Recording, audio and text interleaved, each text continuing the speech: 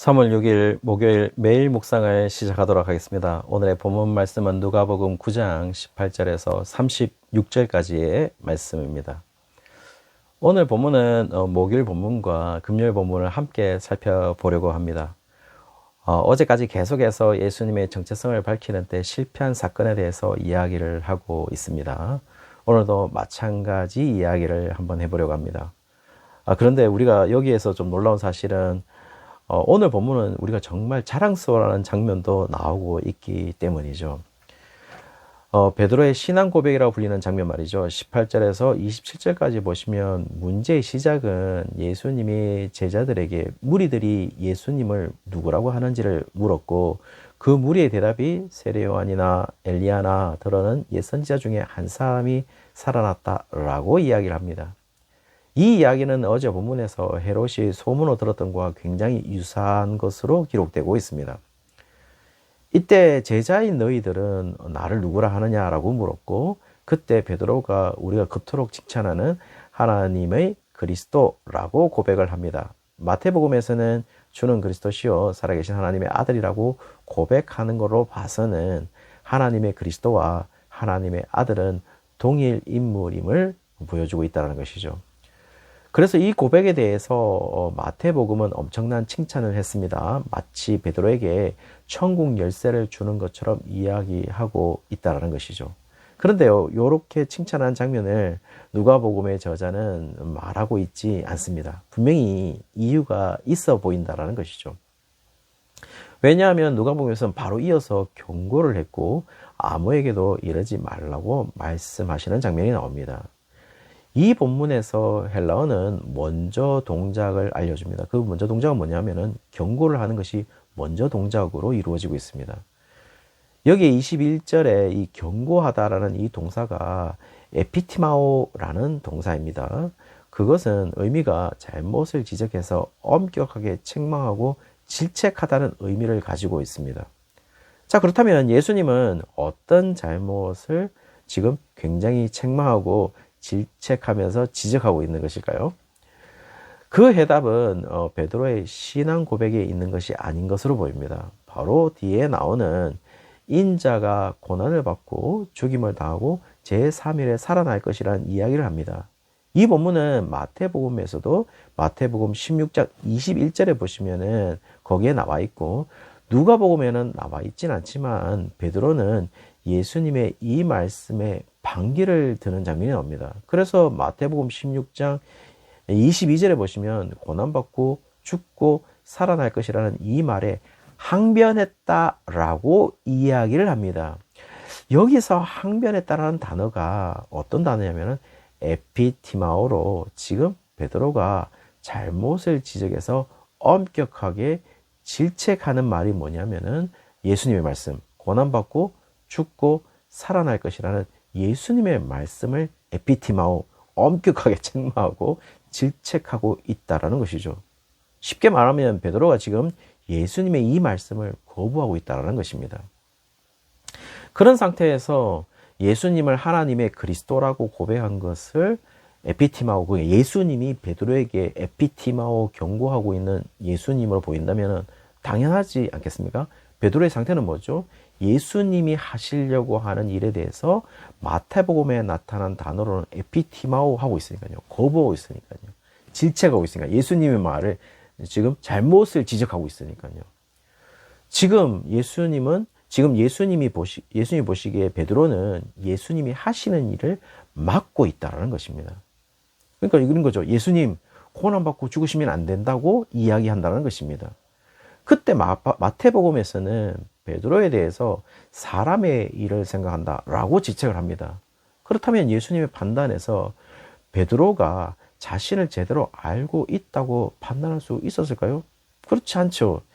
예수님이 무엇을 하려는지 거부하고 있는 베드로를 과연 제대로 예수님을 판단한다라고 말할 수 있을까요? 결국 예수님을 오해하고 있는 베드로임을 얘기하고 있다는 것이죠.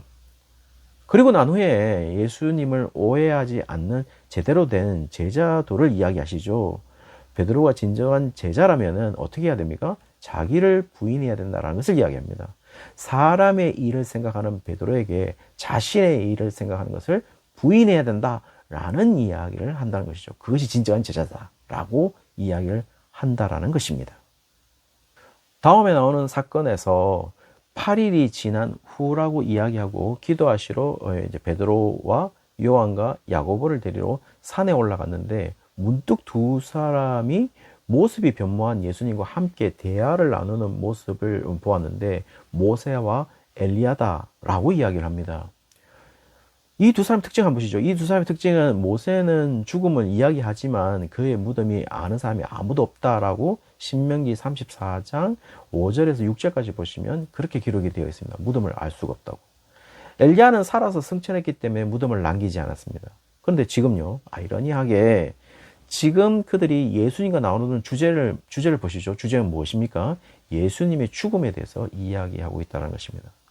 마치 죽음 자체를 뛰어넘은 사람들이 예수님의 죽음을 이야기하고 있다는 것이죠. 이런 모습을 졸다가 깨어난 제자들이 보았고 베드로가 여기에 초막셋을 짓기를 원했습니다. 하나는 주를 위하여, 하나는 모세를 위하여, 하나는 엘리야를 위하여라고 이야기하고 있죠. 여기에서 누가복음의 저자는 베드로의 상태를 정확하게 지적을 합니다. 자기가 하는 말을 자기가 알지 못한다라고 이야기를 하죠. 지금 정확하게 알지 못하는 것은 베드로 자신의 하는 말이 아니라 지금 예수님의 죽음을 이야기하면서 여기에 더 이상 있을 분이 아니라는 사실을 모세와 엘리야와 이야기하면서 그 주제를 이야기함에도 불구하고 여전히 땅에서 초막셋을 짓고 있기를 원하는 이 황홀한 순간을 그대로 지속하려는 베드로의 영적 상태를 말해주고 있다는 것이죠. 그러나 이때 천상의 소리가 나옵니다. 구름 속에서 이는 나의 아들 곧 택함 받은 자다 라고 이야기를 하고 있고 너희는 예수님의 말을 들어야 한다 라고 이야기를 합니다. 그러므로 예수님의 입에서 나오지 않는 다른 말, 지금까지 예수님 말고 다른 말은 누구의 입에서 나왔죠? 모두가 베드로 입에서 나오고 있는 말들입니다. 무엇이 있습니까? 예수님은 하나님의 그리스도십니다. 마태복음에서는 예수님이 고난받고 죽고 살아날 것이라는 말씀에 주여 그리 마옵소서 이 일이 결코 주께 미치지 아니할 것입니다 라고 하는 말, 주여 우리는 여기 있는 게 좋사오니 초막셋을 짓겠습니다 라고 하는 말, 따라서 예수님의 이 말씀 외에 이 모든 말들이 지금 천상에서 듣지 말아야 하는 말로 규정하고 있다라는 것이죠. 오로지 들어야 하는 건 무엇을 말하죠? 예수님의 말씀밖에 없다라는 것을 말합니다. 그것을 표현하는 의미로 36절에 누구만 보이죠? 예수님만 보인다라고 말씀하고 계시는 것이죠. 이것은 그냥 모세와 엘리야는 보이지 않고 예수만 보인다라는 실제적 사실을 전달하는 의미도 있겠지만은 예수님이 설명하는 예수님의 정체성만이 오로지 진리라는 사실을 예수님만 있다라는 것으로 표현하는 것으로 보입니다. 그렇게 보지 못한다면 예수님에 대해서 아는 것을 실패한다라는 것을 말하고 있는 것이죠. 여전히 그들은 많은 사람들이 죽듯이 예수님의 죽음을 보았고 그렇게 죽는 것에 대해서 도저히 받아들일 수 없는 것으로 보입니다. 그러나 지금 예수님의 죽음조차도 놀라운 하나님의 역사이고 기적의 사건임을 이야기하는 것으로 보인다는 것이죠. 왜냐하면 부활을 위해서 죽음이 없다면 가능하지 않는 얘기니까요. 여러분, 예수님이 죽음을 이기는 방식이 뭘까요? 예수님이 죽음을 이기는 방식은 죽지 않는 것이 아닙니다. 죽었지만 다시 살아나는 방식인 것이죠. 그것이 예수님의 방식이었습니다. 여러분은 어느 것이 더 극적이라고 생각하고 계십니까? 여전히 베드로처럼 죽지 않고 계속해서 살아서 놀라운 일을 행하시는 예수님으로 남는 것이라고 생각하지는 않습니까? 그렇다면 그분은 우리의 죄를 해결할 수 없는 그냥 오래 살고 있는 한 사람에 불과할 것입니다.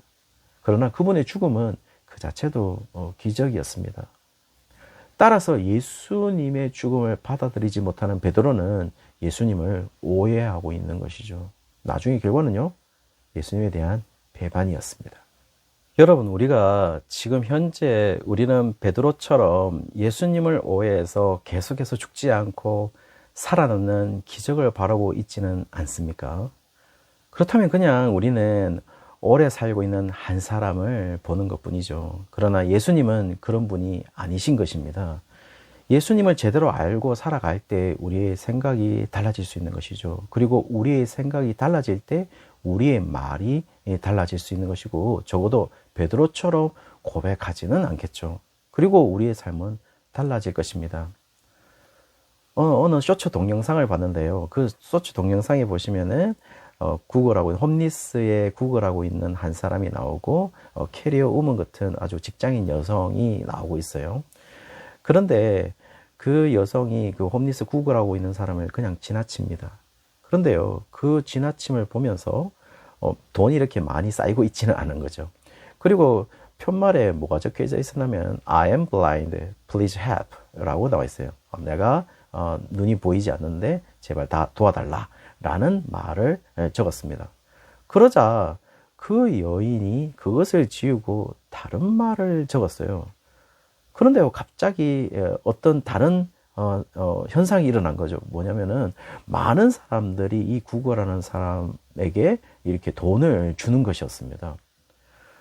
그리고 그 여자가 나타났을 때 그 보이지 않는 사람이 그 여인에게 뭐라고 도대체 적은 거냐라고 얘기를 했을 때 자기는 같은 말을 적었다. 그런데 다른 말로 표현했다. 라고 이야기를 했어요. 그게 뭐냐면 I am blind, please help. 나는 보이지 않습니다. 그래서 도와주세요. 라고 적기보다는 이 여인이 뭐라고 적었냐면 It's a beautiful day and I can't see it. 정말 아름다운 날입니다. 그런데 제가 볼 수 없다. 라고 문구를 달리 적은 거죠. 같은 의미인데도 말이죠. 사실 이 동영상이 보여주고 있는 것은 뭐냐 하면은 장님이라고 이야기하고 있는 눈이 보이지 않는다는 것은 사실 공감이 되지를 않습니다. 그런데 아름다운 날이라 하는 것은 공감이 되죠. 그런데 그것을 볼 수 없다는 아쉬움은 충분히 사람들로서 공감이 되는 말들입니다. 그러면서 많은 공감되는 말들 때문에 결국 많은 사람들이 도움을 줄 수 있는 그런 일들이 벌어지게 된 것이죠.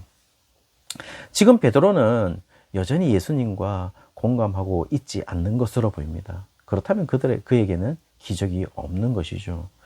오늘 예수님은 그의 죽음을 공감할 것을 이야기하고 계십니다. 그리고 그 공감한다는 것을 증명할 수 있는 유일한 방법은 날마다 자기를 부인하고 날마다 자기 십자가를 지고 가는 것이죠. 특이한 것은 말이죠. 마태복음에도 이와 똑같은 말이 기록되어 있습니다. 마태복음 16장 24절에 보시면 이에 예수께서 제자들에게 이르시되 누구든지 나를 따라오려거든 자기를 부인하고 자기 십자가를 지고 나를 따를 것이니라 라고 기록되어 있어요. 다른 점을 발견하셨나요? 누가복음에서만 날마다 라는 단어를 넣고 있다는 것이죠. 그 말은 우리의 삶이 매일의 삶이 어떠해야 되는지를 얘기하고 있다라는 것입니다. 아무쪼록 우리의 매일의 삶이 자기를 부인하고 자기 십자가를 지고 따라가는 예수님의 길을 그대로 쫓아가는 그런 삶으로 나아가기를 주의 이름으로 축원합니다.